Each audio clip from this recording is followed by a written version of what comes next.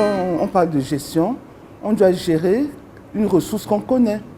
Mais dans notre pays, au Cameroun, beaucoup d'actions ne sont pas mises en œuvre pour connaître les ressources en eau, surtout en ce qui me concerne les eaux souterraines.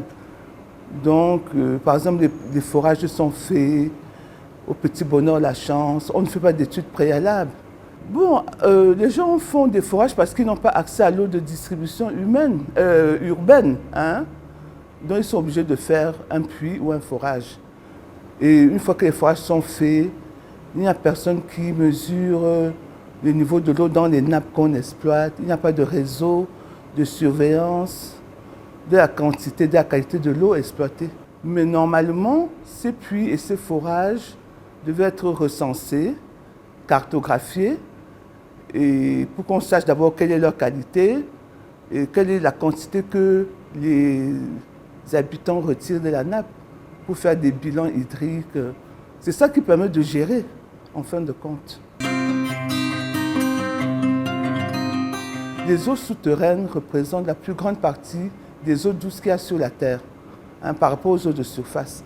Donc pour une ville comme Douala, qui est dans un bassin sédimentaire, on pourrait faire des forages pour alimenter les populations, certains quartiers en eau.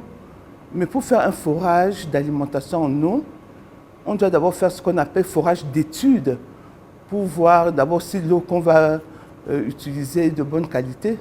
Donc le terme forage d'études, c'est un terme qu'on n'utilise pas trop au Cameroun.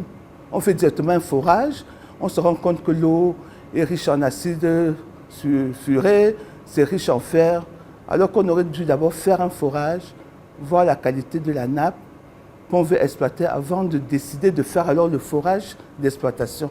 Même dans les zones rurales, même si on veut donner de l'eau aux populations, il faut toujours faire une étude préalable pour savoir quelle est l'eau qu'on va exploiter pour donner aux populations.